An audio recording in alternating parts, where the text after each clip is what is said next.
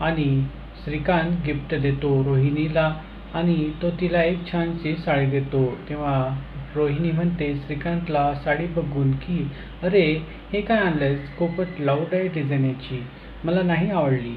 तेव्हा श्रीकांत म्हणतो की मला तुझा ॲक्च्युअल प्रॉब्लेम माहिती आहे, त्यामुळेच मी त्याच्यावरती त्याचा प्राईस टॅग ठेवलेला आहे. तो प्राईस टॅग रोहिणी बघते आणि त्यानंतर ती म्हणते श्रीकांतला की ठीक आहे, मी एक दोनदा ही साडी घालेल, काही प्रॉब्लेम नाही. यानंतर आपण बघाल की सरोज सगळ्यांना म्हणते की आता आपण जेवणाचा कार्यक्रम उरकून घेऊया. तेव्हा आजोबा सुद्धा म्हणतात की हो, खूपच भूक लागली आहे सगळ्यांना आणि मला पण. तेव्हा ते सगळे जेवायला जात असताना अचानक तेथे अद्वैत कलाला काजल आणि तिच्या आईला घेऊन आलेला असतो. तेव्हा त्यांच्याकडेच बघून सगळेजण खूपच आश्चर्यचकित होतात. कलाला मात्र खूपच आनंद होतो, आबांना सुद्धा. मात्र सरोज आणि इतरांना मात्र नाकं मुरडावे लागतात. आणि त्यानंतर आपण बघाल की अद्वैत आतमध्ये येतो त्यांना घेऊन आणि नंतर आबा अद्वैतला विचारतात की अरे ह्यांना कसे काय आणले तू घरात. तेव्हा अद्वैत म्हणतो की काल यांच्या मनामध्ये माहेरी जाण्याची खूप इच्छा होती रक्षाबंधनचा कार्यक्रम साजरा करण्यासाठी, परंतु काही कारणामुळे त्यांना तेथे जाता येणे शक्य नव्हते. त्यामुळेच मला एक नवरा म्हणून ही जबाबदारी वाटली की मी तिला खुश ठेवावं म्हणून. आणि मी सकाळी तत्काळ त्यांच्या घरी गेलो आणि यांना आपल्या घरी घेऊन आलो रक्षाबंधनचा कार्यक्रम साजरा करण्यासाठी. हे ऐकून आबांना मात्र खूपच आनंद होतो आणि ते म्हणतात अद्वैतला की अरे वा, तू हे खूपच छान केलं काम आणि मला तुझ्यावरती गर्व आहे. तू इतका विचार सगळ्यांचा करतोस, हे खूपच चांगली बाब आहे. मात्र सरोजला खूपच वाईट वाटतं आणि तिला राग येतो मनातून, परंतु ती काही करू शकत नाही. आणि इकडे रोहिणीसुद्धा तिचा अंगाची लाही होत असते हे सगळं बघून आणि ती मनामध्ये विचार करते की आता अद्वैतला कलाला खुश ठेवणं ही आपली जबाबदारी वाटायला लागली की काय, म्हणजे यांच्यामध्ये प्रेम निर्माण झालं की काय, असं टेन्शन तिला आलेलं असतं. तेव्हा आबा म्हणतात की चला मग आता आपण रक्षाबंधनचा कार्यक्रम करूया. आणि सरोज मात्र तिथून पाय आपटत निघून जाते. हे बघून सगळ्यांना खूपच वाईट वाटतं, परंतु नंतर आबा सारवासारव करतात आणि म्हणतात की ठीक आहे, तिला जाऊ देत, आपण करूयात. आणि त्यानंतर नैनाकडे कला जाते आणि तिला म्हणते की तू मोठी आहेस आणि तुझा मान पहिला आहे, त्यामुळे तू बस, आम्ही तुला राखी बांधतो. तेव्हा नैना तिथे बसते सोफ्यावरती आणि कला तिला औक्षण करायला लागते. तेव्हा ती तिला कुंकू लावते. तर नैना तिला म्हणते की मला कुंकू वगैरे काही नको लावू, मला ॲलर्जी आहे त्याची. आणि तेव्हा नैनाला कला कुंकू लावत नाही, फक्त राखी बांधते. आणि त्यानंतर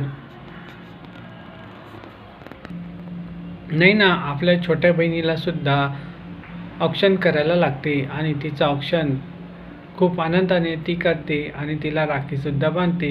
तिचं औक्षण झाल्यानंतर तिची छोटी बहीण म्हणते की तू बस ताई, आता मी तुझं औक्षण करते. आणि त्यानंतर तिचं औक्षण होतं आणि नैनालासुद्धा कलाचं औक्षण करावं लागतं आणि तिला राखी बांधावी लागते.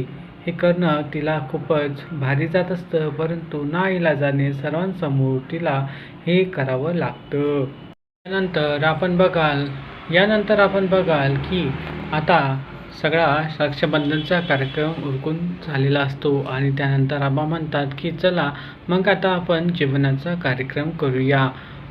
परंतु नंतर संगीता आबांना म्हणते की आता आम्ही निघतो, आता रक्षाबंधनचा कार्यक्रम तर झाला, परंतु आता आम्ही जेवण करत नाही आणि आम्ही तसेच निघतो. कारण संगीताला मंगळागौरीच्या दिवशी झालेला अपमान सहन झालेला नसतो आणि तिला तिथे खूपच ऑकवर्ड वाटत असतं. तेव्हा आबा म्हणतात की असं कसं? आता तुम्ही सणाच्या दिवशी आमच्या घरी आला आहात, तेव्हा आता तुम्ही नक्कीच जेवण करून जा. आणि कलाने छानपैकी नारळी भात सुद्धा बनवला आहे, तो तुम्ही नक्कीच खाल्ला पाहिजे. तेव्हा संगीता हा आग्रह मोडू शकत नाही आणि ती आबांच्या या विनंतीला मान देऊन तिथे जेवणासाठी थांबते आणि सगळ्यांची जेवणं व्यवस्थितपणे उरकतात. आणि जेवण झाल्यानंतर सरोज कला ही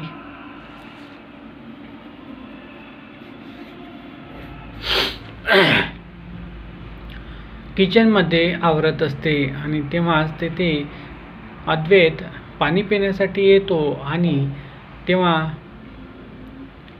कला या निमित्त त्याच्याजवळ जाते आणि त्याला थँक्यू म्हणते.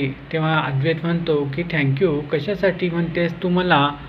मी असं काय विशिष्ट केलं आहे तुझ्यासाठी? तेव्हा अद्वैतला कला म्हणते की अरे तू माझ्या घरच्यांना इथे घेऊन आला, ही खूप मोठी गोष्ट आहे माझ्यासाठी. मला घरी जाण्याची खूप इच्छा होत होती, त्यांना भेटण्याची सुद्धा, परंतु मला जाता आले नाही आणि नैनाताईंनी सुद्धा तिथे जाण्यासाठी नकार दिला आणि त्याच्यानंतर तर मला तिथे खूपच जावंसं वाटत होतं आणि त्यांना भेटावंसं वाटत होतं, परंतु ते शक्य नव्हतं. परंतु तू त्यांना इथे घेऊन आला आणि सगळ्यांसोबत आमची रक्षाबंधन साजरी झाली आणि त्यामुळे मला खूपच छान वाटत आहे, हे तू समजू शकत नाही. तेव्हा अद्वैत म्हणतो की त्यात काय एवढं, मी त्यांना फक्त इथे घेऊनच तर आलो आहे. तेव्हा कला म्हणते तसं नाही चांदेकर, तू खूप मोठं काम केलं आहेस, ही माझ्यासाठी खूप मोठी गोष्ट आहे. तेव्हा अद्वैत म्हणतो की हवं तर तू त्याची भरपाई संपवच, कारण मंगळागौरीच्या दिवशी तुझ्या घरच्यांनी खूपच हलक्यातला आहेर आणला होता, त्यामुळे त्यांना आमच्या घरच्यांकडून खूपच काही ऐकून घ्यावे लागले आणि त्याचंच भरपाई म्हणून मी हे काम केले आहे असं समज. हवं तर कला त्याला म्हणते की तू खूपच छान काम करतोस.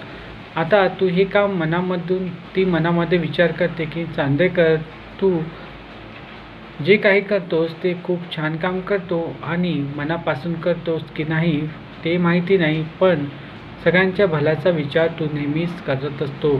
तेव्हा अद्वैत म्हणते की तू काय विचार करत आहेस? तेव्हा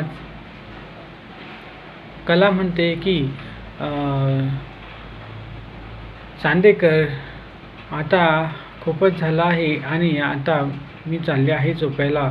तेव्हा मित्रांनो, अशा प्रकारे मालिकांचे अपडेट बघण्यासाठी चॅनलला नक्की सबस्क्राईब करा. धन्यवाद.